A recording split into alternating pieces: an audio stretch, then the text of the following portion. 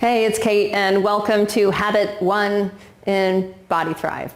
So Habit 1 is all about the earlier, lighter dinner. And someone from a previous book club asked, why did you decide to, come up with the habits in this order? And it is worth noting, I always like to start with what's going on the night before a day I want to feel great.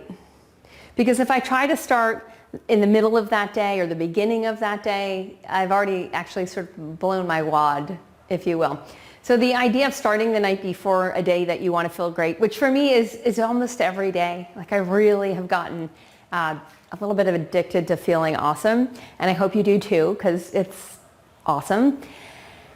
Is I know that basically if I eat heavier or later the next day, I'm going to feel groggy. I'm going to have more joint stiffness or even joint pain. If there's places that are inflamed in my body, the inflammation will be much worse the next day. If I start the night before and I say like, okay, I'm just going to do what I should do based on experience of how to feel great. I should eat an earlier and lighter dinner. What happens is I end up going to bed earlier. I end up sleeping better. I end up waking up earlier with more energy. So that's why we start with earlier, lighter dinner. For many people, this is a hard habit to break because our culture eats a heavier, later dinner. For many people, it's the main meal of the day.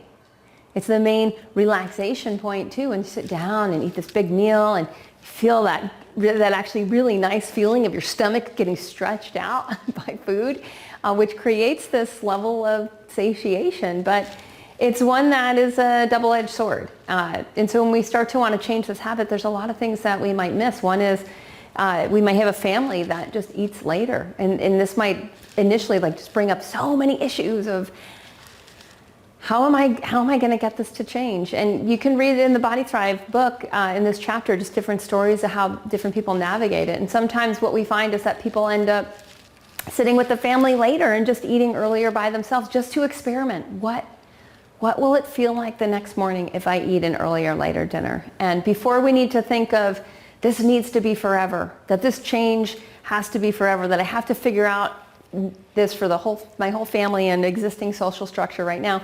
If we can just set that aside and say let me experiment. What do I feel like if I eat an earlier, lighter dinner? That's really where you want to start. And for some people, it just might be switching from a 15-inch plate to a 10-inch plate so that we're eating a little bit less and we keep the same time. For other people, it might just be moving dinner 15 minutes earlier. Other people might just be like, hey, I'm jumping in with both feet and I'm going to eat an earlier, lighter dinner. I'm going to have a big salad around 5:30 p.m. and see what happens, or a big bowl of soup, and just see how I feel. And, wherever you're at, that's where you want to start. All right, we'll see you next week with Habit 2.